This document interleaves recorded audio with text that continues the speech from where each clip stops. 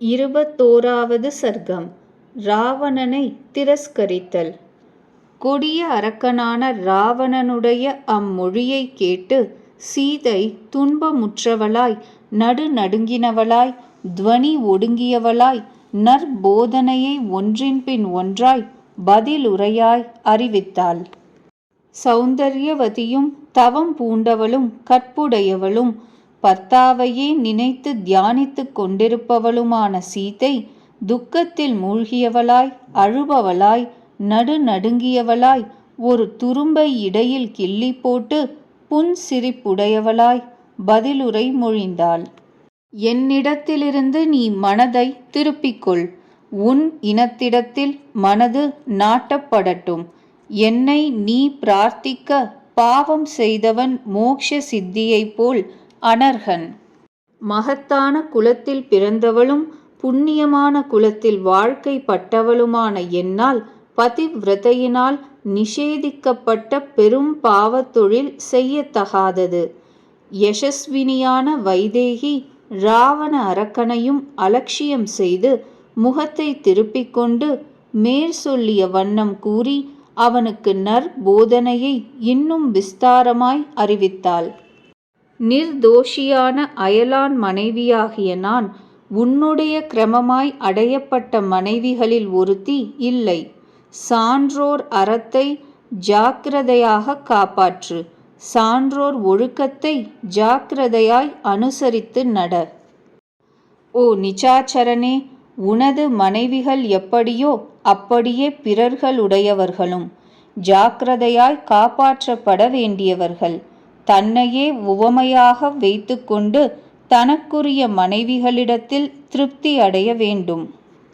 தனது மனைவியர்களிடத்தில் திருப்தி அடையாதவனாய் துர்புத்தி உடையவனாய் புலன்களை தடுமாறவிட்ட முன்பின் யோசியாத துடுக்கனுக்கு பிறர் மனைவிகள் நாசத்தை கூடவே கொண்டு வருகிறார்கள். இங்கே நல்வழி காட்டும் ஞானிகள் இல்லரா என்ன? தர்மாத்மாக்களை நீ அனாதாரம் செய்து நடந்து வருகிறாயா என்ன? ஏனென்றால் உனது புத்தி சிஷ்டாச்சாரமற்றதாய் தலைகீழாக மாறியிருக்கிறது. திருட்டு வழிகளிலேயே நாட்டும் மனத்தனான நீ வரும் கேடை முன்னமே அறிந்து எச்சரிக்கை செய்யும் பெரியோர்களால் உரைக்கப்பட்ட ஹிதமான ஆலோசனையை அரக்கர்களுடைய அழிவு காரணமாய் ஏற்றுக்கொள்ளாமல் மீறி நடந்து வருகிறாய் போலும். செழிப்பான தேசங்களும் பட்டணங்களும் அநியாயத்தில் மனஞ்செலுத்தும் மூடாத்மாவான அரசனை அடைந்து அதனால் இருந்த இடம் தெரியாமல் அழிந்து போகின்றன. அவ்வண்ணமே இரத்தின ராசிகள் நிறைந்த இந்த லங்கை உன்னை அடைந்து உன் ஒருவனுடைய பாபத் தொழிலால் விரைவில் அழிவடைய போகின்றது. ராவணா, தனது செய்கைகளால் மாண்டு போகின்ற முன் யோஜனையற்ற பாபியினுடைய நாச விஷயத்தில் பிராணிகள் கொண்டாடுகின்றன. இவ்வண்ணமே பாப கிருத்தியனான உன்னையே திரஸ்கரிக்கப்பட்ட பிரஜைகள் கொடியவன் இந்த நாசத்தை தெய்வாதீனத்தால் பெற்றான் என்று சந்தோஷம் அடைந்தவர்களாய் நிந்திப்பார்கள். அரசாட்சியினாலாவது தனத்தினாலாவது கிரம வழி மீறி நடக்க செய்யக்கூடியவள் நான் அல்ல. சூரியனோடு காந்தி எப்படியோ அப்படியே நான் ஸ்ரீ ராகவரோடு வேறானவள் அல்ல. லோகநாதரான அவருடைய பூஜிக்கப்பட்ட புஜத்தை தலையணையாக கொண்டிருந்து ஒரு அந்நியனுடைய கையை எப்படித்தான் கிட்ட விடுவேன்? விரதங்களை பரிபூர்ணமாய் அனுஷ்டித்து ஆத்ம ஞானமுடைய ஞானியினுடைய வித்யை போல நான் பூபதியான அவருக்கே இசைந்த மனையாள். ராவணா, துன்புற்ற என்னை காட்டில் காமுகியான பெண் யானையோடு மத்த கஜத்தை போல ஸ்ரீராமரோடு கூட சேர்த்துவிடு. அது நல்லது. இந்த ஸ்ரீராமர் புருஷோத்தமர், தர்மம் அறிந்தவர். அவரேதான் தம்மை புகழடைந்தவர்களிடத்தில் வாத்சல்யம் உள்ளவரென எங்கும் பிரசித்தி பெற்றவர். உயிரோடிருக்க நீ விரும்புவாயானால் அவரோடு கூட்டுறவு உனக்கு ஏற்படட்டும். நீ தம்மை புகழடைந்தவர்களிடத்தில் வாத்சல்யம் உள்ளவரை கடாட்சிக்க பிரார்த்தித்து வேண்டிக்கொள். குறையற்ற வாழ்வை வேண்டுகிறவனும் கோரமான கொலையை தவிர்த்து கொள்ள வேண்டியவனுமான உன்னாலே இவரை சகாயராக செய்து கொள்ள ஒரு உபாயம் உண்டு. இந்திரிய அடக்கத்தை உடையவனாக ஆகி என்னை அவரிடம் தக்ஷணமே திருப்பிக் கொண்டு போய் விட்டுவிட நீ நிச்சயிக்க வேண்டியது.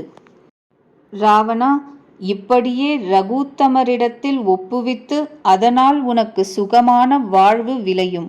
மாறி செய்கிற நீ மரணத்தையே பெறுவாய். பிரயோகிக்கப்பட்ட வஜ்ராயுதம் விட்டாலும் விடும். யமன் நெடுநாள் விட்டாலும் விடுவான்.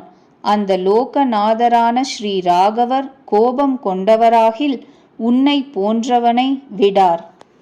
இந்திரனால் விடப்பட்ட இடியினுடைய முழக்கத்தை போல் ஸ்ரீராமருடைய தனுசின் டங்கார சப்தமான பேரொளியை நீ கேட்கப் போகிறாய். ஸ்ரீராம லக்ஷ்மணர்களால் குறிப்பு வைத்து போடப்பட்ட நல்ல கணுக்களை உடைய முகத்தில் விஷத்தீ எரியும். பானங்கள் சர்ப்பங்கள் போல் சீக்கிரத்தில் இங்கே விழப்போகின்றன. விழுகின்ற கழுகு இறகு பூண்ட பானங்கள் அரக்கர்களை கொல்லுபவைகளாய் இந்த நகரத்தில் எங்கும் பானம் விழாத இடமே இல்லாததாக செய்ய போகின்றன. கருடன் சர்ப்பங்களைப் போல் மிக மகிமை பொருந்திய அந்த ஸ்ரீராம கருடர் ராட்சச சிரேஷ்டர்களாகிய பெரும் பாம்புகளை விரைவில் நாசம் செய்ய போகிறார். அசுரர்களிடமிருந்து ஒளி சிறந்த திருவை ஸ்ரீ மகாவிஷ்ணு 3 அடிகளால் போல் நாயகர் பகைவர்களை அழித்தவராய் உன்னிடமிருந்து என்னை சீக்கிரத்தில் மீட்டுக்கொள்வார். ஓ ராட்சசா, இடமழிந்த ஜனஸ்தானத்தில் அரக்கர்களின் சைன்யம் மடிக்கப்பட்டிருக்கையில் வேறொன்றும் இயலாத உன்னால் இந்த தீத்தொழில் செய்யப்பட்டது. அதமனே, புருஷ சிங்கங்களாகிய அந்த பிராத்தாக்கள் கொஞ்சம் வெளியில் போயிருக்கையிலன்றோ காலியாகவிருந்த ஆசிரமத்திற்குள் புகுந்து உன்னால் திருடிக்கொண்டு வரப்பட்டேன்.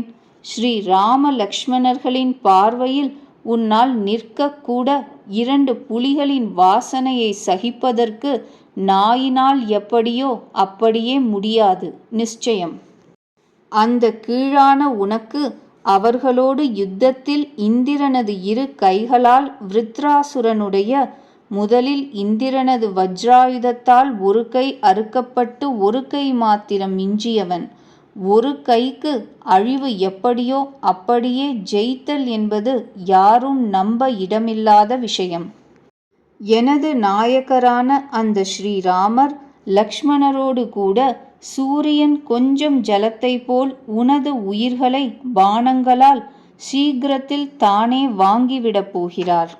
குபேரனுடைய பர்வதத்தை அடைந்தவனானாலும் அல்லது வருணருடைய இருப்பிடத்தையும் தேவேந்திரனுடைய சபையையும் அடைந்தவனானாலும் ஆயுள் முடிந்த பெரும் மரம் இடியினிடத்திலிருந்தது போல் தாசரதியினிடத்திலிருந்து நீ தப்பித்து கொள்ள மாட்டாய், சந்தேகம் இல்லை.